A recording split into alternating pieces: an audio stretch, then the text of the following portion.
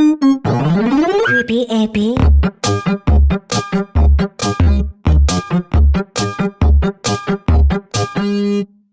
I have a pen. I have an apple. Apple pen. I have a pen. I have pineapple.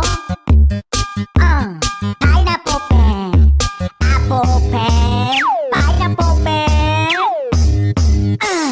Pen pineapple apple pen.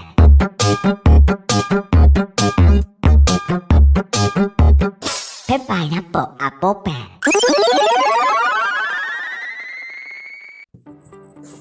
Hello, good morning everyone. I am Reina Morales and today we will be talking about pineapples. So what are pineapples? Visit those pictures on the screen. Those are pineapples, guys. I guess everyone know what is pineapple, diba? So Mauritius, the first one is the Mauritius, then the MD2, the Kel, the Rosa, then the picture with no label, just like a relationship. The red one is the Spanish red. Then the last one is the MG3 variety that is planted somewhere in Pulumulok, South Cotabato. So let's go. So pineapple, scientific name Ananas squamous, order Wallis, family Bromelaceae, genus Ananas, species Aecomosus, and location or where this plants or these plantations or huge cultivations are located, usually in South America, Hawaii, Costa Rica, Brazil, and Philippines. So, pineapple characteristics. Do I have to describe this? So, pineapple is herbaceous perennial, 90 to 100 centimeters in height, with spreading leaves that makes the plant roset in appearance. So, even just younger kids, kahit balo sila usag yoy pineapple. Pineapple technically is called a sorosis, a fusing of many fruits to form one unit. Each eye of the fruit is one complete fruit already. So each eye of the pineapple is one complete fruit already. So imagine how many eyes. Those are the number of fruits that stick together to form one unit, to form the fruit that we called the pineapple. So group and form in classes, by the way guys, not by the scientists or the producers, but the international traders. They are grouped as smooth cayenne, red Spanish, queen, and abacasi. So, as we all know, pineapple is a good source of vitamin C or the ascorbic acid. Then vitamin A, vitamin B6 or the pyridoxine, then vitamin E and vitamin K, and the minerals like calcium, magnesium, phosphorus, and potassium. So bromelain enzyme. Bromelain enzyme, is this familiar to you guys? Because bromelain enzyme contained by the fruit can break down proteins, help in reducing pain and swelling. So if you have arthritis in your very young age, you should take pineapple because pineapple is good for your joints. Because if there are swelling on our joints, just like arthritis, bromelain enzyme can lessen the pain and the swelling. As well as those who have struggles in losing weight, you can also use or you can drink or eat pineapple. I don't know the exact measurement of how much will you take, but pineapple is good for losing weight as well because of the dietary fiber. If you notice in the commercials in the television, the multivitamin, right? But rather to the fibers and it's good for your tummy that would kind of exterminate the fats in our belly. So used in culinary, of course, we love pineapple. Beef steak with pineapple, adobo with pineapple, caldereta with pineapple. Like almost every Philippine cuisines have pineapple. Even the pizza has pineapple. I think that's Hawaiian overload. I'm hungry. So let's now proceed to the current production of pineapples and its economic importance. So in 2019, Costa Rica, Philippines, and Brazil were the top 3 pineapple producers worldwide, where Costa Rica generated 3.33 million metric tons of pineapple in that year. So Costa Rica has around 3,328 million metric tons from the Philippines have 2,747.86. So that's the Costa Rica is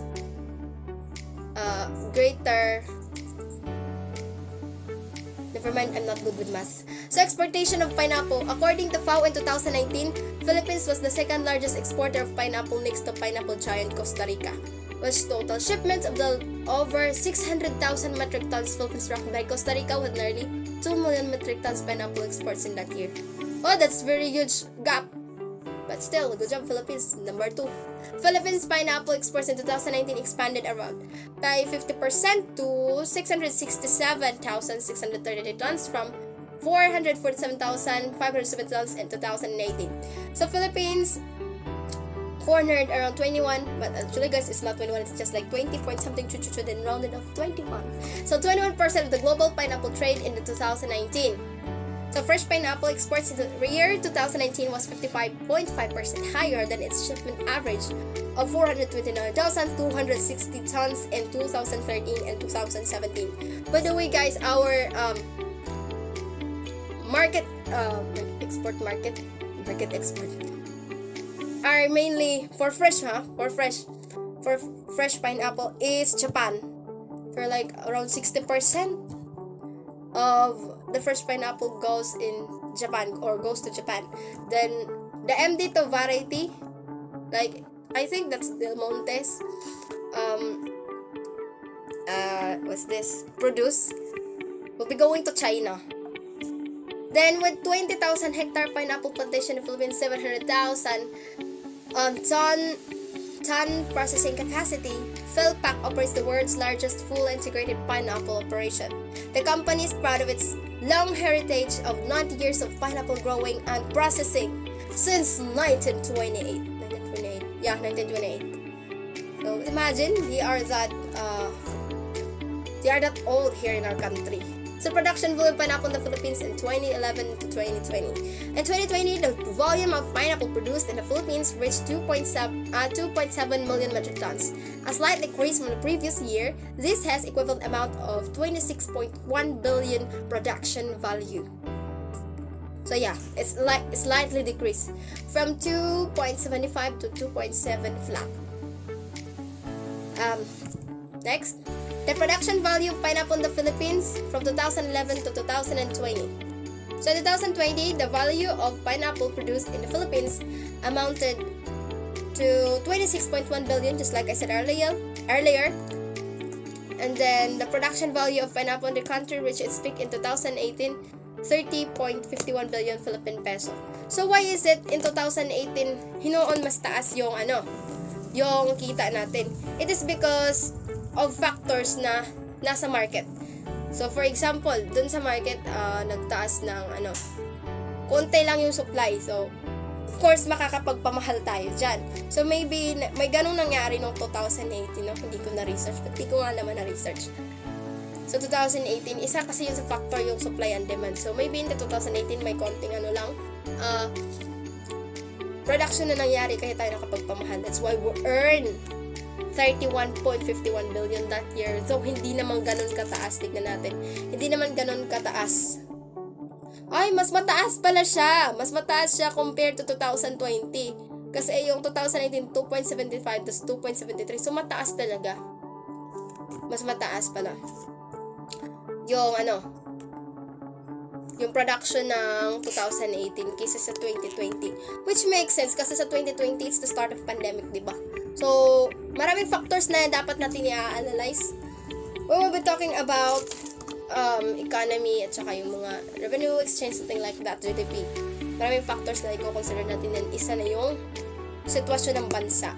Nagkakagulo or kaya may tulad ng today, pandemic. So, pineapple in the Philippines and its economic importance. So, pineapple in the Philippines usually is found, the plantations itself are found in Mindanao. So, it's located in northern Mindanao, somewhere in Bukidnon, in Cagayan. Nasa Cagayan ba yung Misamis? Yeah. So, sa Misamis. Nandyan yung Philpac at saka yung Del Monte, yung nasa Bukidnon. So, sa Soxargin naman, Soxargin, I don't know how to read that one, with 107.71,000 metric tons. Yung plantation ng Dole. Nandun yung plantation ng Dole sa Pulomolok, South Cotabato. Sinabi ko na din yun Del Monte Pineapple Philippines plantation is in Bukidnon, just like I said. It's one of the world's largest, by the way. So, the economic importance of pineapple, of course, it could generate employment kasi when we have companies, we have plantations and any kind of basta mga kumpanya, syempre maghanap tayo ng empleyado dyan. So, it will generate employment.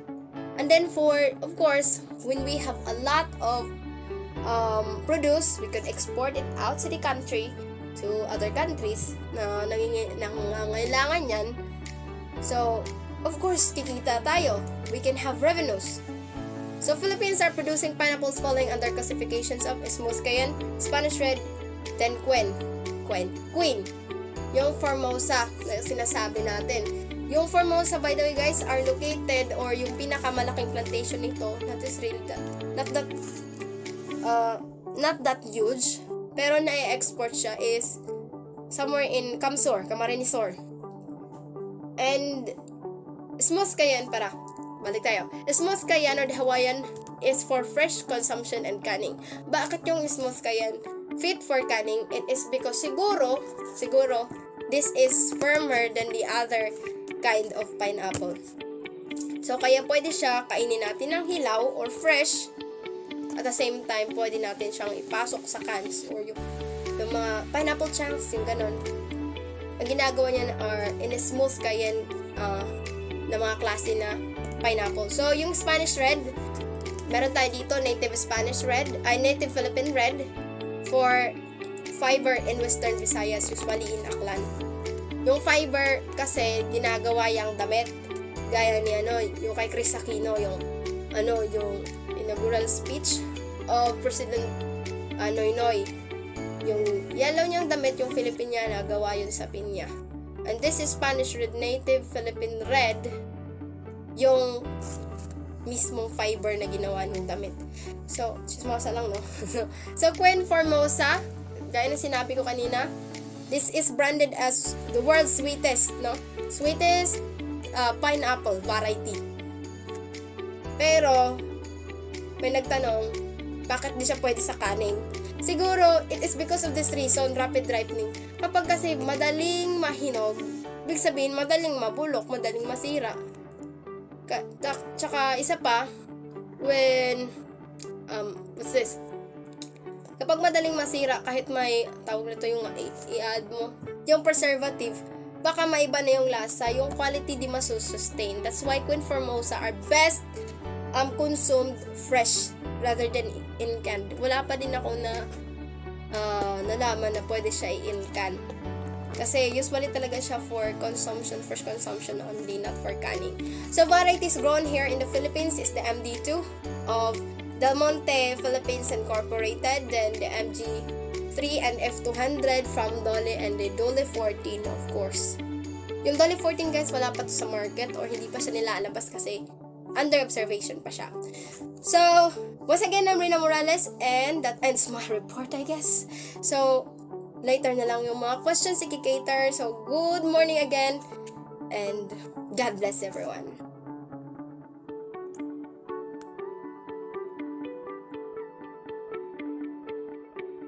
Everyone, my task is to report the production practices of pineapple. But before that, let me introduce myself.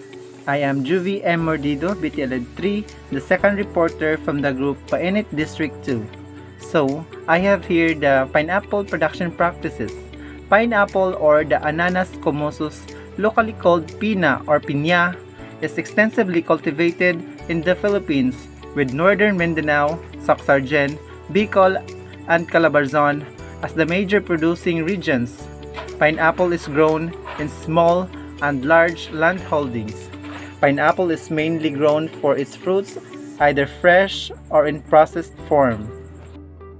Next is production practices includes climate, soil, propagation, culture, and management. For climate, pineapple is tropical plant, a temperature range of 65 to 95 degrees Fahrenheit or 18.33 to 45 degrees Celsius is most favorable. Areas with high rainfall are best for pineapple growth. Optimum rainfall is 1,500 millimeter per year, although it can grow in areas having 500 millimeter to 5,550 millimeter of rainfall. Pineapple is suitable for cultivation in humid tropics. When we say humid tropics, it is a climatic regions where mean monthly temperatures are consistently high and exceed 18 degrees Celsius throughout the year, and where rainfall exceeds evapotranspiration for at least 270 days in a year. Moving on is the soil. The best soil for pineapple culture is well-drained, sandy loam with high content of organic matter, and it should be friable for depth at least 2 feet or 60 centimeter, and pH should be within a range of 4.5 to 6.5. Pure sand, red loam, clay loam, and gravelly soil usually need organic enrichment. Filters, pre-cake from sugar mills greatly enhances plant vigor, fruit yield, number of slips and suckers. Next is the land preparation. The soil brought to a fine tilt by 2 to 3 plowing and harrowing. In hilly and dry region, planting is done in trenches dug 90 cm wide, 15 to 22 cm depth, and 90 cm apart.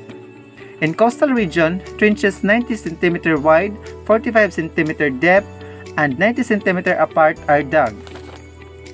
Land preparation in soil must be prepared thoroughly. It should be plowed thoroughly and harrowed 2 to 3 times until its fine tilt is attained. Modify soil structure, control weeds, incorporate organic matter. Drainage canals are necessary in areas with heavy rainfalls or with poor drainage system. Next, I have here the propagation. Pineapple is commonly propagated asexually with the use of its suckers, slips, and pineapple tops or crowns. Suckers are those that develop at the base and axil of the leaves, while the slips and pineapple tops or crowns are those that develops at the base or above the ground part and top of the fruit. Planting materials should be obtained 6 to 8 weeks after harvesting. Choose planting materials similar in size and type to drain uniform flowering and fruiting. The crown will bear 22 to 24 months, slips in 18 to 20 months, and suckers in 16 to 18 months. So now is the culture and management. For planting, crowns are set firmly at depth of 2 inches or 5 centimeters, slips and suckers at 3.5 to 4 inches or 9 to 10 centimeters. A systematic method of planting pineapple is recommended. It is advisable to classify the planting materials such as slips, suckers, or crowns. Crowns are commonly used in commercial farms, while slips and suckers are preferred in small farms. So there are 2 methods in planting pineapple. Number 1 is the single row method. Rows are generally spaced at 80 to 100 cm apart, and the plants are set 25 to 30 centimeters in a row. A hectare of land will give a population density of 33,000 to 50,000 plants. While the double row method, the required distances are 20 to 30 centimeters in a row, 50 cm within a double row, and 80 to 100 cm between double row. This will give a population of about 44,000 to 76,000 plants per hectares. Now is the fertilization. The recommended of fertilizer dosage to every crop or even pineapple depends on the inherent fertility of the soil. Before doing such application of fertilizer, it is necessary to determine the nutrient requirement of the crop. Organic and inorganic fertilizer may be used for pineapple. The inorganic form is most popular for small and commercial growers. Organic fertilizers may be used to produce organically grown pineapple for selective markets abroad. Guide to the fertilization of pineapple is presented in the slide. So as what have you see in the slide, there is an specification of fertilizer according to the month after planting, amount per plant by grams, amount per hectare by kilogram, and the number of bags per hectare, which is 50 kilogram per bag. We have here the ammonium phosphate, muriate of potash, and the urea. Moving on, irrigation. Pineapple needs light and frequent irrigation due to its shallow root system. Irrigation is given only during dry months from January till the onset of monsoon. During summer months, pineapple may be irrigated whether possible at 0.6 or the 50 mm depth of water for good fruit, good size, and good yielding. Next is the weed control. The use of paper or plastic mulch and timely application of approved herbicides are the best method of preventing weed competition within pineapple crop. Next, I have here culture method and some of its example. Number 1 is harrowing. Removes weed flushes and an effective way of reducing weed reserves in the soil. Second is the hand weeding or the hoe slashing, conveniently done during the early stages of the crop growth, especially single row plant or the double rows. Next is the inter-row cultivation. With animal drone plows can be conveniently done during the early stage of growth of the crop. Next is mulching. Help in weed control, water conservation, and improvement of soil nutrients. Lastly is the intercropping. Help reduce weed growth and augment the income of pineapple growers. Next is the chemical method. The use of herbicides or weedicides to kill weeds with minimum or no injury to the crop. Weeds are one of the major constraints in obtaining high yield in pineapple. Weed competes with pineapple for its nutrients, water, sunlight. They also serve as alternate host of other pests and ideal for breeding and multiplication of rodents. For flower induction allows year-round production, ensures more uniform flowering and fruiting, and gives higher income especially during off-season. The time of induction is determined by plant size. Small farms, plants are induced when they have 55 to 60 functional leaves. In large farms, fruits quality required for processing is achieved if induction is done when plants have at least 36 functional leaves. Calcium carbide, CaC2 or Calburo, used in the early 60s gives 60 to 70% flowering, and in early 70s, Etherfune was commercially used. It is more effective and could induce 90 to 100% flowering. Etherfune is sold as Itril 480 with 48% or 480,000 ppm or parts per million active ingredients. So as what have you see in the table, I have here the component and the amount. The components are the Itril, urea, and lime. Amount per 50 liter and for 200 liter. That is the composition of flowering inducer mixture. And this ends my report. Thank you for listening and keep safe everyone. God bless. Good day everyone. For today's topic, I'm going to share with you is all about pests and diseases in pineapple cultivation. With this crop, no serious pest or disease is prevalent. However, mealybugs, scale insects, and stem rot are important pests and diseases respectively.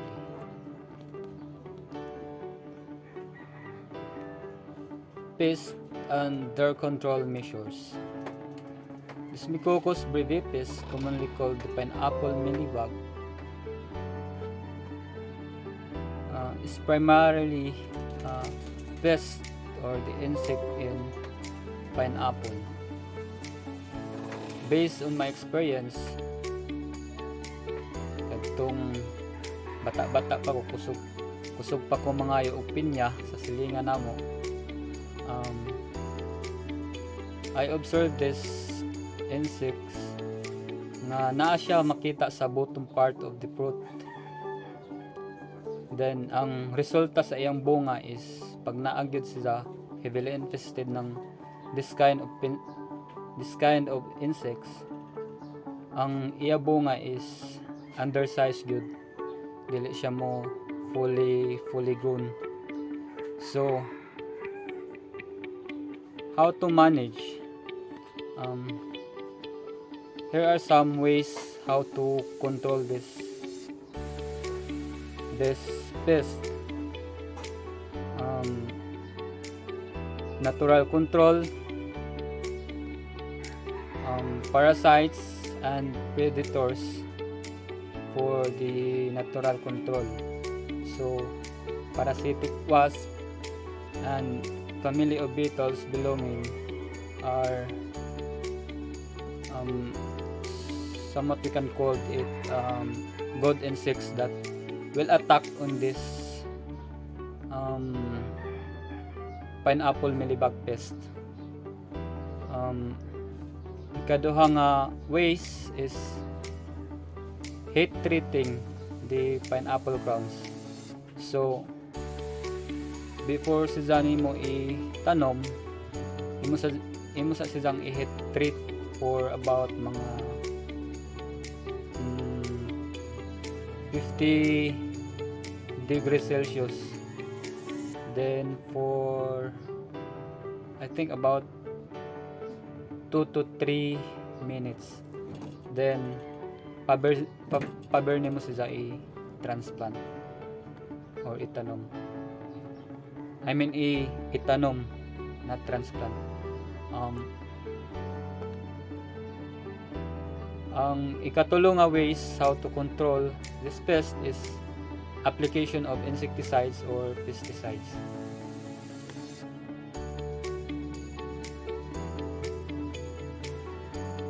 The second insect is that could be found in pineapple is pineapple scale or Diaspis bromeliae.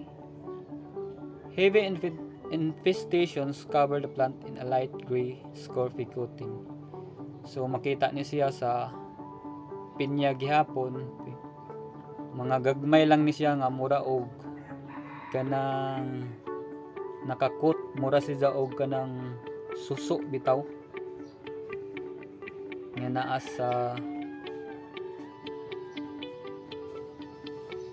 naa makita sa maong crops.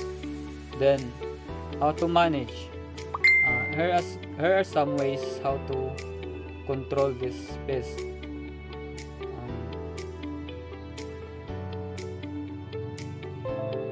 For natural control, parasites and predators that attack this kind of pest, flies and calcidoid wasps and lady beetles are example of this insects that will attack on this pest. There is no other control since this kind of pest cannot be applied with the insecticide because this insect is covered by somewhat coating, so dili gyud siya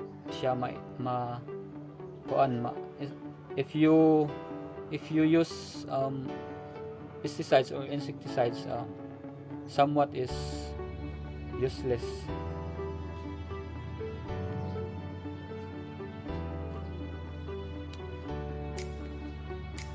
Diseases under control measures. Stem rot, nalang yun sila makita sa pinya. So makabantay mo ang pinya ninyo nga kanang murag malata ang iyang kanang kapunan or murag gikan sa gamot din paingon sa kanang sa iyang steam gyud nga malata, so posible na siya nga na disease nga stem rot. So here are ways how to control it. So good drainage, kinahanglan nga ang imong farm is naa siya maayong drainage. Then another control is dipping the suckers in Boradox mixture before planting in the field. I-dip sila sa kaninga mixture before sila itanom para ma-free sila sa soil pathogens nga maoy hinungdan nga malata ang imong tanom.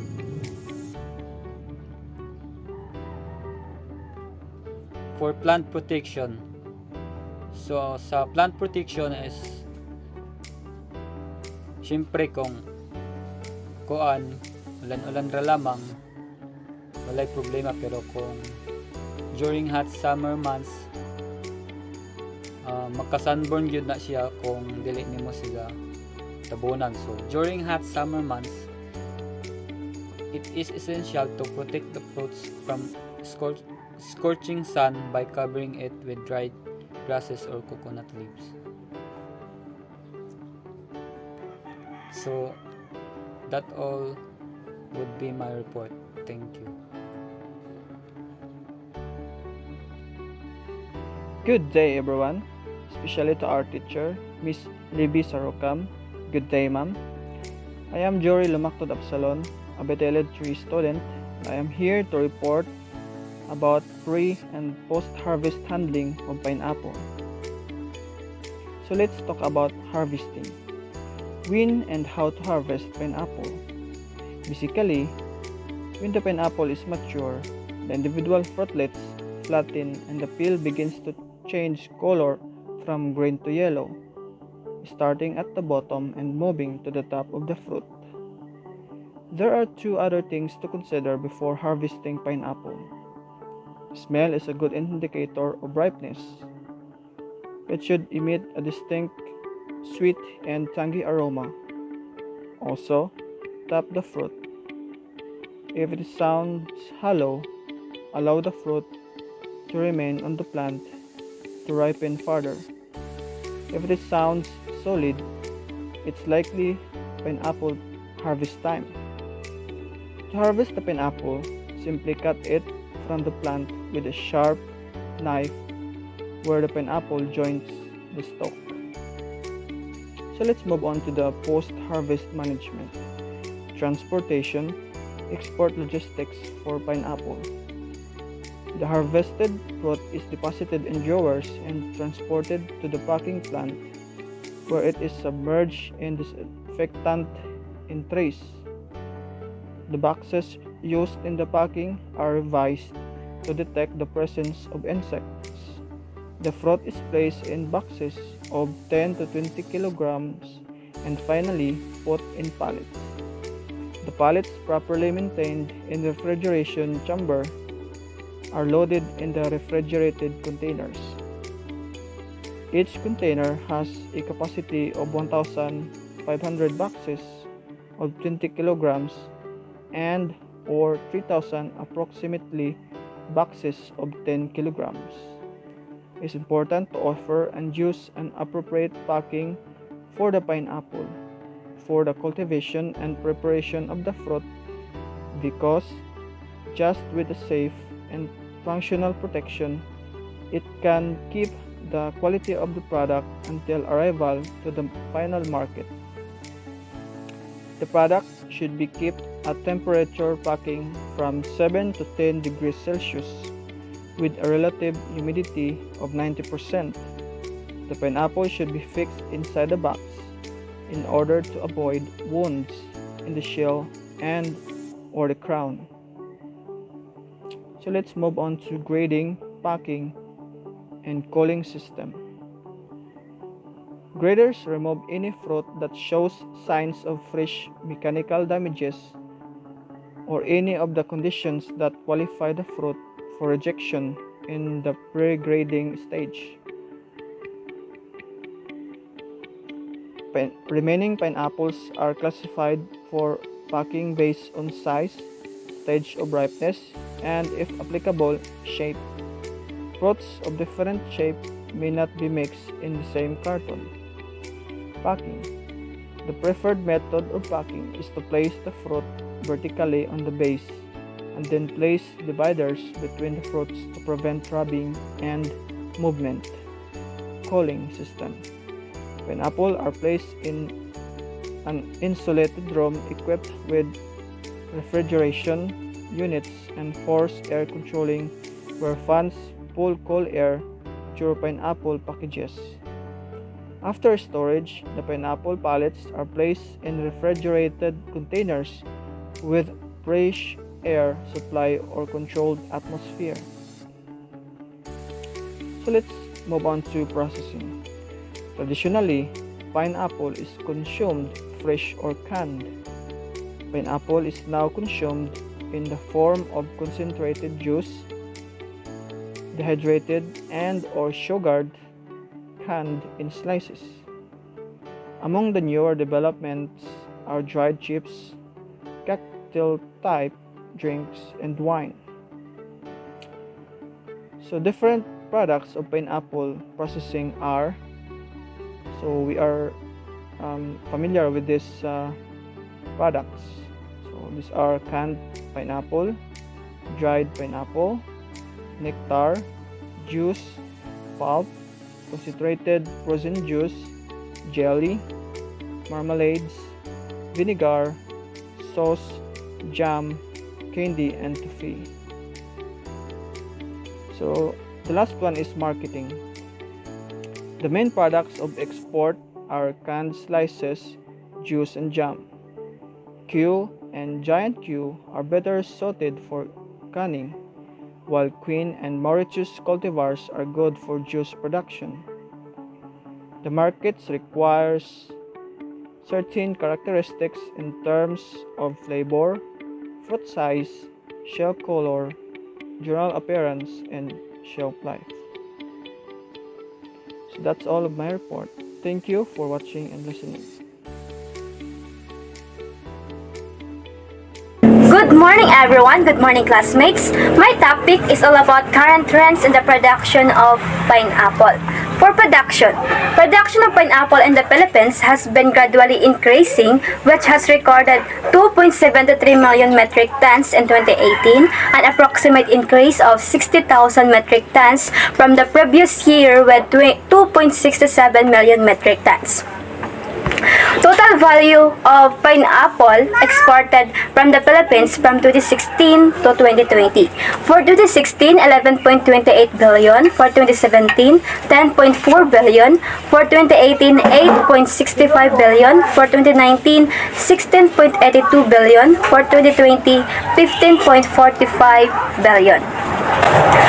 For recent trends, Philippines has been greatly affected by the onset of COVID-19 as farmers are refusing to grow pineapples during the lockdown as well as due to the decreased demand. Additionally, pineapples factory closures have made it impossible for suppliers to export pineapples overseas, and this issue is expected to persist until the end of 2020. Top 10 production countries of pineapples. First is Costa Rica, second Philippines, third Brazil, fourth Indonesia, fifth China, and sixth India, seventh Thailand, eighth Nigeria, 19 Mexico, and 10 Colombia. Health benefits of pineapple. Pineapple fruit is a good source of vitamin A, B, C, and calcium, potassium, and iron. Pineapple is good for digestion. Pineapple has cancer prevention properties. Pineapple has antioxidant properties and good for eye and skin health. Pineapple has anti-inflammatory properties. Pineapple is good for heart health. Pineapple boosts for immune system. Pineapple is good for asthma prevention. Pineapple is good for tissue and cellular health. Pineapple can increases fertility, and pineapple is good for bone. And that's all. Thank you.